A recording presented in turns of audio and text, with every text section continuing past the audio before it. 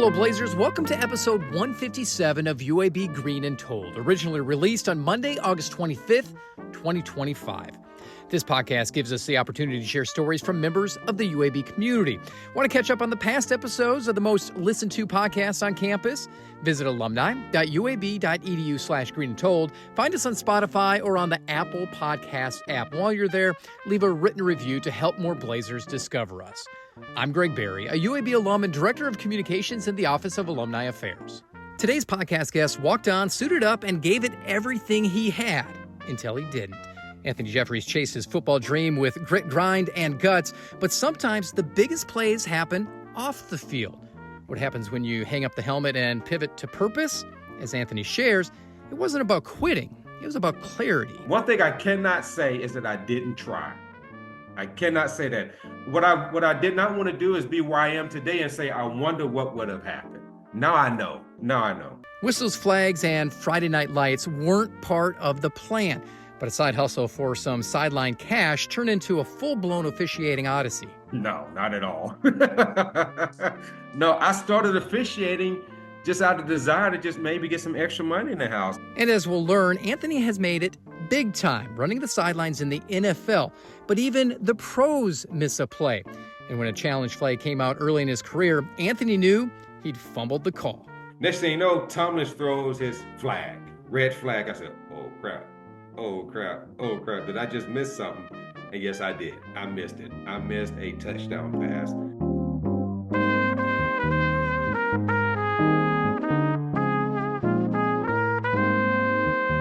The path to the pros isn't always paved with touchdowns and trophies. Sometimes it's lined with late nights, long drives, and learning from your losses. Anthony Jeffries is a man who traded his pads for a whistle and found purpose in the pressure. From the grind of the gridiron dreams to the glare of game day decisions, his journey is a masterclass in reinvention.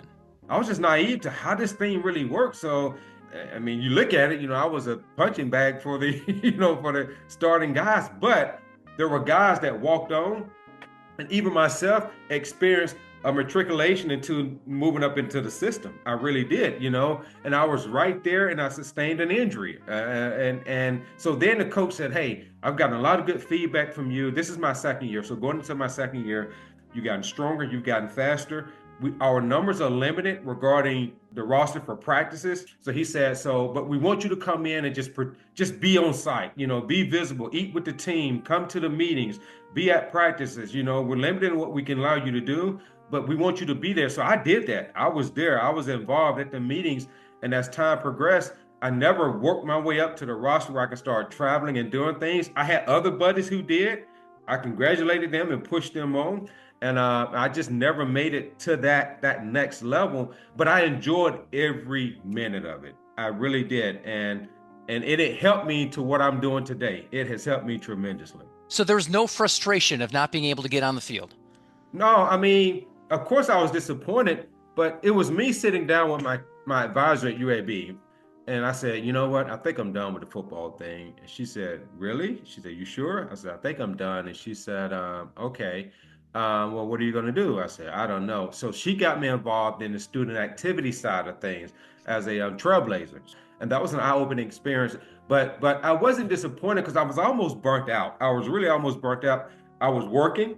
I was in a 4-class schedule. Yep. And football. It was nonstop for 2.5 years. So she was like, okay, good. Well, you're not doing anything this summer. But when school starts back, I want you to be a trailblazer. And that's how it started. So no regrets. I mean, it was fun. I enjoyed it. And one thing I cannot say is that I didn't try. I cannot say that. What I did not want to do is be where I am today and say, I wonder what would have happened. Now I know. You wind up getting a degree in health education. You stated that you originally wanted to do physical therapy. Yep. Was that still the goal at this point? Yeah, it was still the goal. It was still the goal at that point. And I got through a lot of the coursework. And then I got to the point where I'm just ready to graduate. I'm just ready to graduate. And I see what I'm missing for the PT side of it. So I graduated, started working in sports medicine at Health South with the Andrews group. And I was with them for almost 20 years, man, in some capacity, whether it was physical therapy as a rehab tech or medical sales. I ventured off into the health education side of it really because I was just more like, okay, I'm just ready to graduate. I'm ready to move on now. And that's what happened. When you were on the field playing football, and we'll focus on high school, how did you treat the refs? If a call didn't go your way, were you throwing up your arms and saying, "Come on, man, help me out"? I was. I was. I mean, like everybody else. But that happens from a lack of understanding, though. So I did not, all I knew was, especially in basketball, not so much football, especially in basketball, I was like, okay, here we go. It was those type things. Like I would look at my team and say, it's okay, we expected this. I would say that kind of stuff. So directly or indirectly talking to the refs without talking to them, it was my way of doing that. But there was some frustrations as a player. It really was, yeah. What point after college did you kind of get the itch to get back into football as a referee? I had literally driven by the Jefferson County Board of Education building one day, and I just said, I'm going to call them and see what I need to do to be official. So I called them, and they said, well, you need to contact this gentleman who was the local association president. So I called him. He said, okay, well, you need to be at this meeting on such and such day. I said, okay, cool. So I missed the first meeting, and I called him. I said, I missed the first meeting. He said, well, that's not acceptable. You need to be at these meetings. He was just one of those type of guys. He really was. But I really learned to appreciate him at the end of the day. Well, it's okay. We're going to meet at this such and such day, and you should be there. I said, okay, I'll be there. So I show up at the meeting. I'm like, okay, this is serious. Like, what I really expected to do was walk in, get a shirt, get, maybe a pair of pants or something, a hat, and, a book, and say, all right, we'll see you guys, go off and do your officiating thing. Man, when I walked in there, I said, this is the real deal. I mean, you had a board of directors, you had a training committee, you had a recruiting committee, you had the full gambit. You had the guy, the assigner who books the games. And I went home and I told my wife, I said, hey, these guys are serious. Like, this is like serious work. And she said, you're going to do it? I said, yeah, I'll give it a try. I'm just going to try it and see what happens. And that's literally how it started. So you work your way from high school for several years into college, and it was at the lower ranks of college. Each step of the way, as you went from high school up to SEC, what were the differences? Because there is a difference between those referees and how they do things. Yes. So I officiated high school for 2 years. Okay. Then I was introduced to a gentleman in my high school association that says, hey, we got a new coordinator in the SWAC. He needs someone to come to speak to the officials about health and fitness. So I go to do that for him. And that following spring, I went to his officiating camp. And he's asking around, like, tell me about this Anthony Jeffries guy. I said, oh, he's a good guy, high school guy, great upside from the Birmingham area. He said, I think I'm going to give him a shot, let him work for us in the SWAC.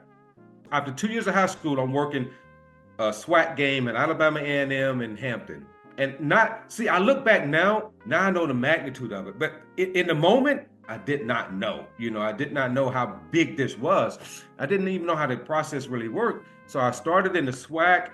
The SWAC coordinator had a meeting with his entire staff, and he said, you younger officials, if I'm your only source for snaps, you're in trouble. And that's how I got connected with the Ohio Valley Conference. Okay. The coordinator there, he was assigning games for Sunday afternoon games at Birmingham Southern, which is right down the street from my house. So now I'm doing the SWAC and the OVC.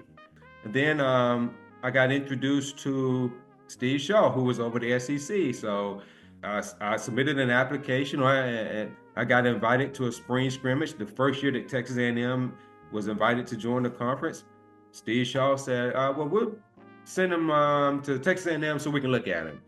So from there on, from that clinic, they hired me to be on their supplemental list. And so I danced around 4-time SWAC, and I was on Steve Shaw's supplemental list for about 3 years. Then he took over the Sun Belt, and he put me on the Sun Belt crew. I ended up Sun Belt for a year, SEC 3 years, and then the NFL. So a question I ask all the athletes that I have on the podcast, and I'm going to ask you the same thing, only a little bit differently. When did you know you had what it took to be a referee? When did you know you were special? I wouldn't say special. I mean, I would say special. I tell people I'm just AJ, man. I'm just AJ. but I don't know, man.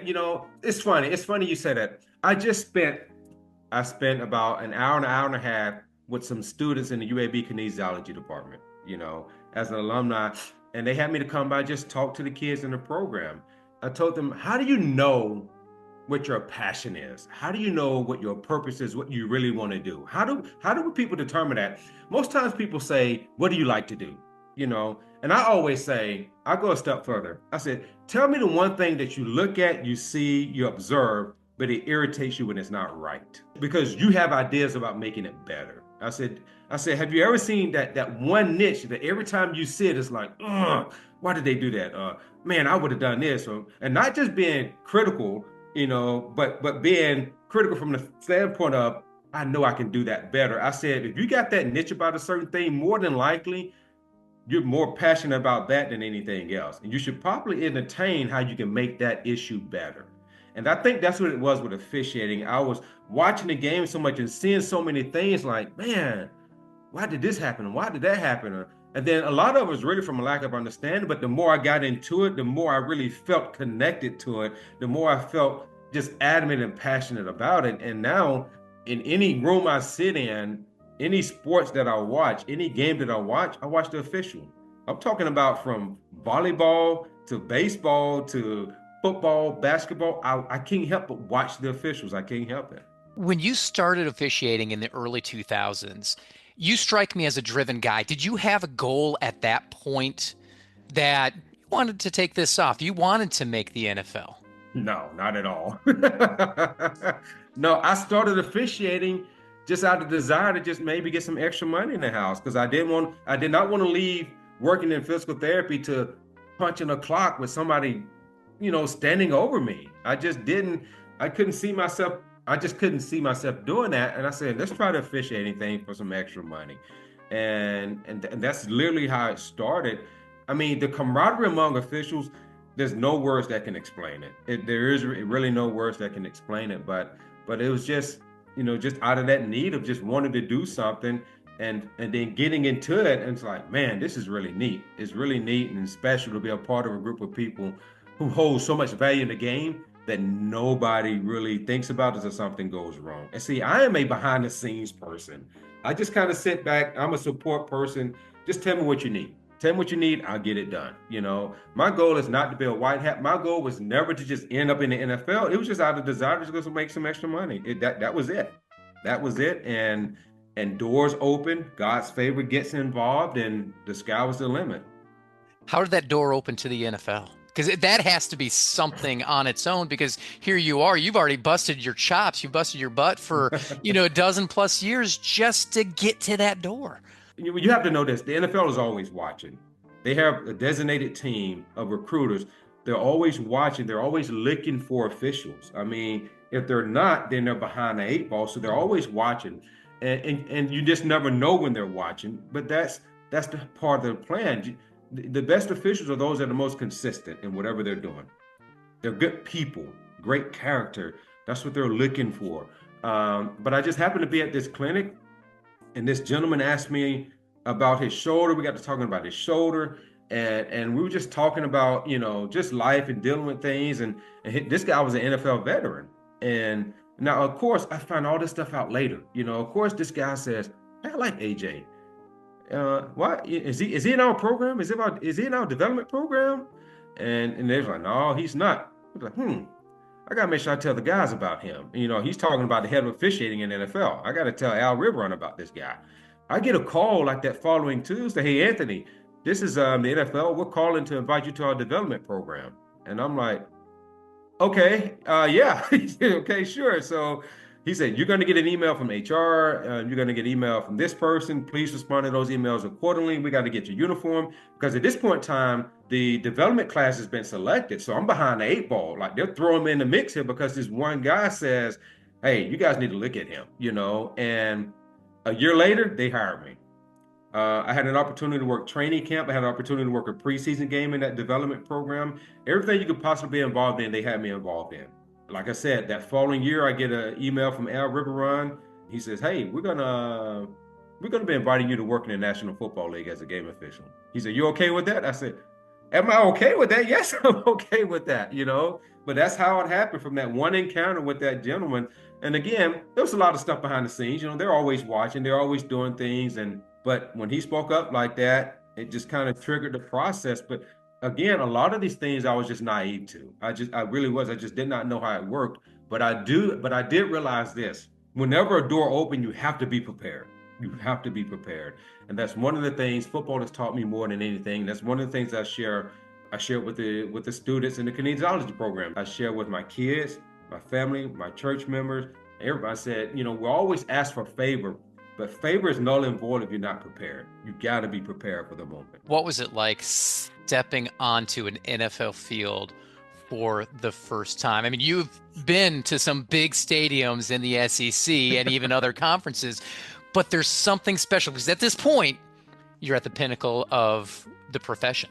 You really don't take it in until after the fact. You know, like my first game, I remember it was Green Bay and Washington. And I was at Washington. I still remember it's a preseason game, and there's a few pictures captured from, you know, just the game shots or whatever.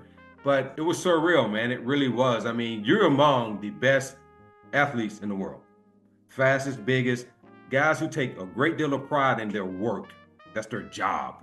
The gravity to what I'm doing is important, which means I can't not be in position. I cannot be prepared to make this call or that call. But the first time on that field I mean, I don't have the words to explain it. I really don't, because you're so engrossed in the moment of making sure you don't screw something up, the work aspect of it.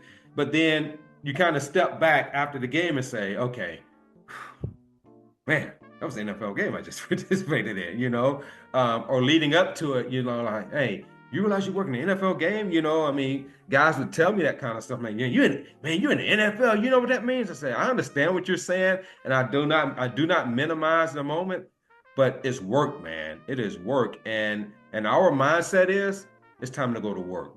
You know, and like we don't watch the game until it's over. We don't really enjoy the game until it's over. You're obviously not watching the game because you're on the field, but you have a lot of people, whether they're in the stands or the millions at home watching you. You are under a huge microscope. Do you remember that first blown call that you had and you're like, oh, I shouldn't have done that? And how did you recover?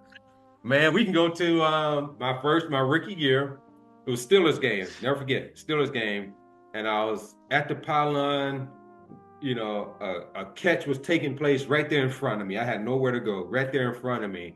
And I sat there and watched, and I just banged it out. Incomplete, you know. Next thing you know, Tomlin throws his flag, red flag. I said, oh, crap. Oh, crap. Oh, crap. Did I just miss something?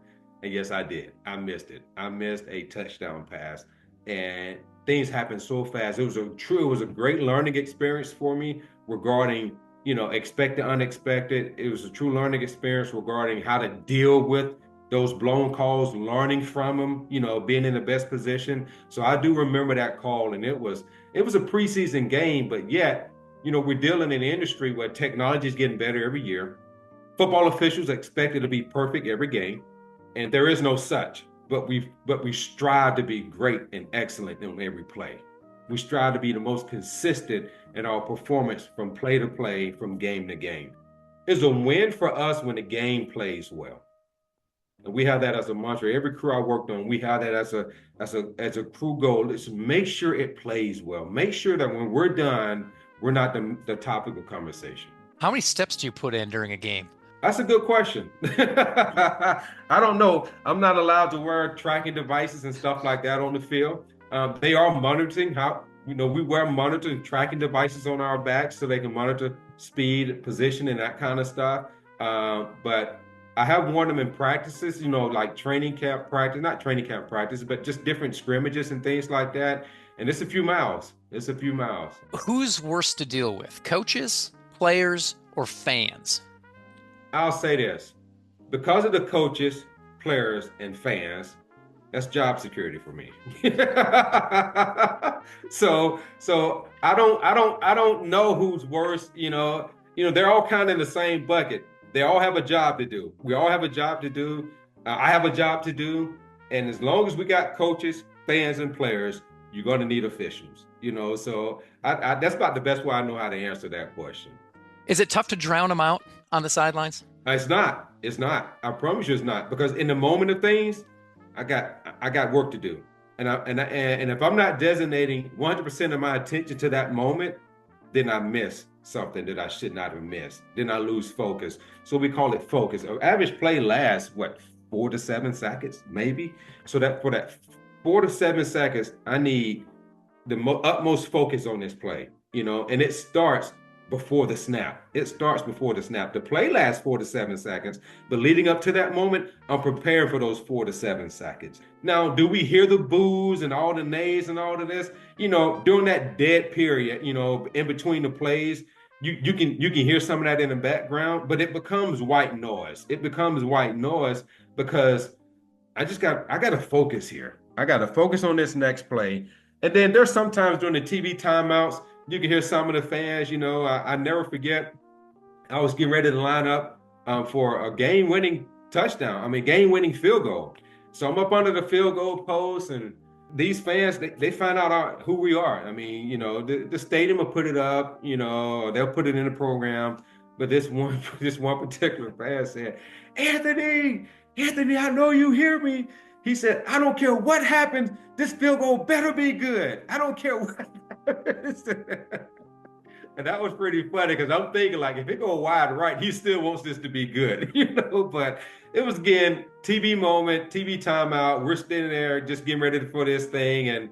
And I do remember that moment vividly. That was probably one of the best I've heard. Does your family ever go to games? Yeah. My wife travels with me. Family travels with me, especially for those holiday games like Christmas. They all travel with me to Christmas. That was a great trip for us. International games, my wife travels with me to international games. But they do get to travel. They enjoy it, man. And I enjoy it when they're able to come. I really do. But they love it. How do they handle the ridicule of the officiating?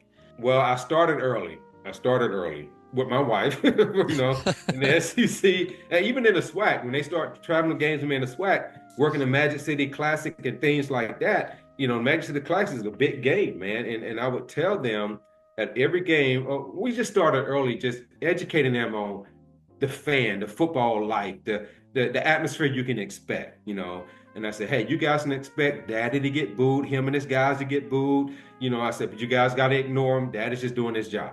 You made history back in 2020 as a member of the NFL's first all-black crew. That had to have been a special moment in time. By far the most special moment in my officiating career. By far. Being Super Bowl alternate was pretty neat. I don't minimize that at all, but there will never be a first all-black crew. There'll never be another first all-black crew. There's only one, and I was so fortunate and blessed to be a part of that. And that was another moment that I was a part of. And not until I really got to the game that night, and we walked out on the field, and like players and fans. Now, we knew about it. Of course, we knew about it. But I think it really hit home when the coaches and players from both teams would come up and say, congratulations. Like, this is big, man. This is big. We all signed footballs. We all signed jerseys. We all signed a game card. And that's sitting now in the Football Hall of Fame right now, sitting in Football Hall of Fame.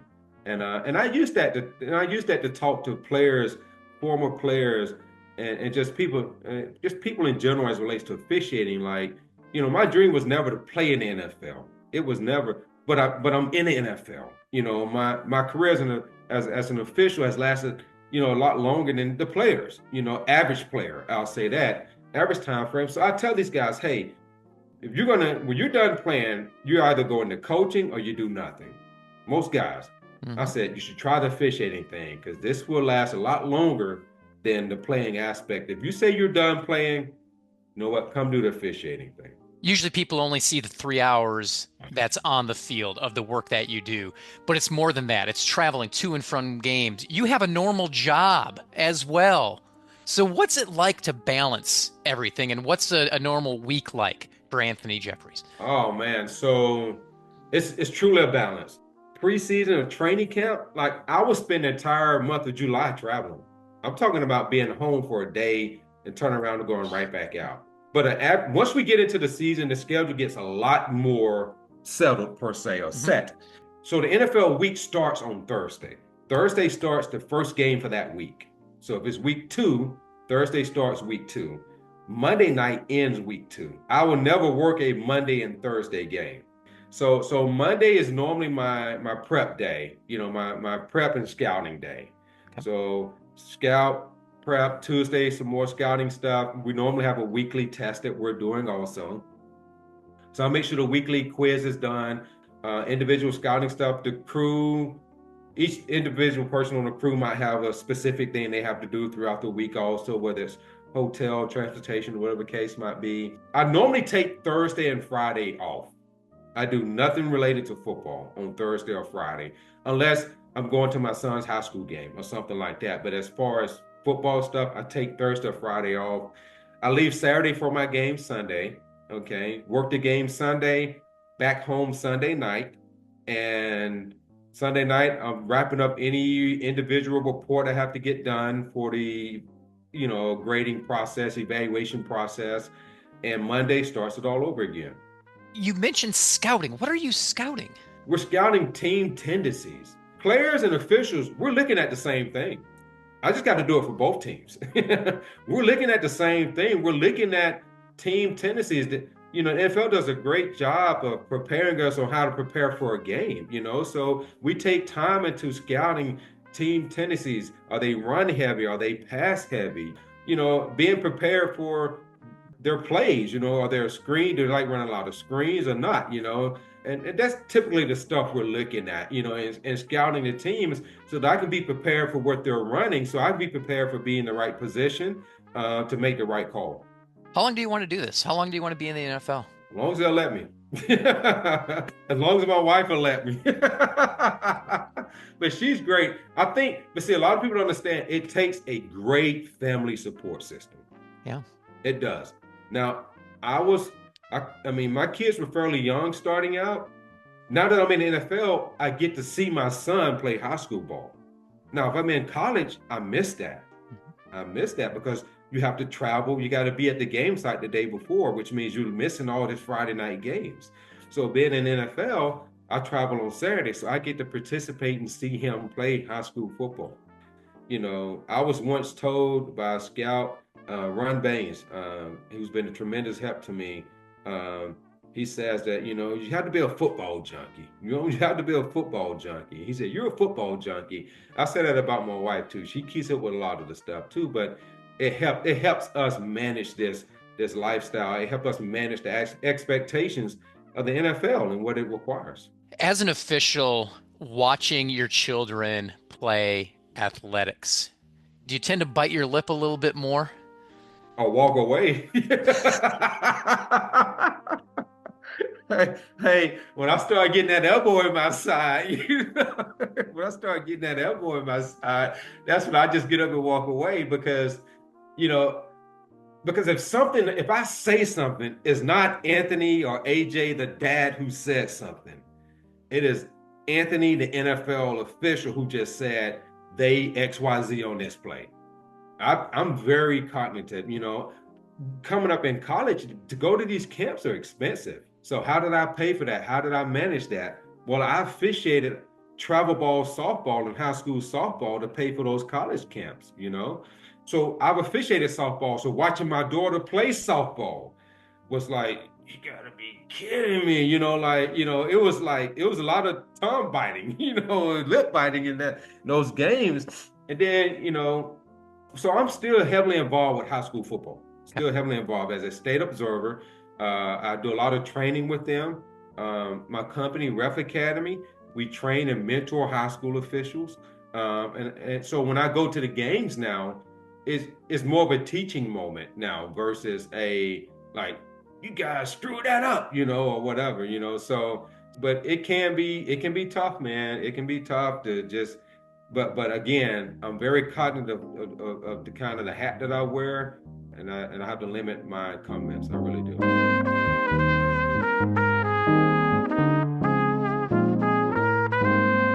That's NFL referee Anthony Jeffries. A 2002 graduate of the School of Education and Human Sciences, Anthony earned his degree in health education.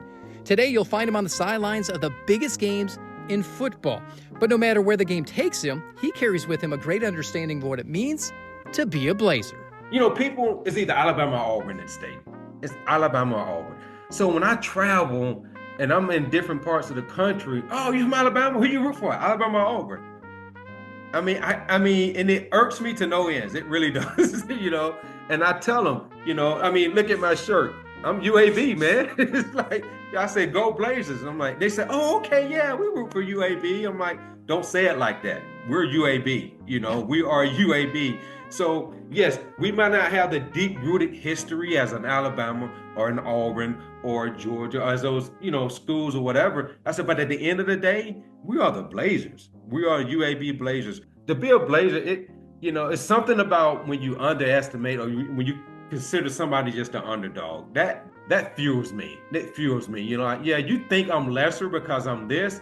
That fuels me. You know, that's my motivation. My motivation is when you think I'm the weaker vessel. And then a lot of people think that about UAB for some reason. Why do I say that? Because when I go somewhere, are you Alabama or Auburn? You know, they never say Alabama, Auburn, or UAB. I take great pride in it. I really do, because for so long, we're just considered to be just the weaker vessel. And I just hate that. I hate that when we are stronger than people think. And it means something to be a Blazer. And I'm not discrediting those, you know, the other universities. They all hold their place. They really do.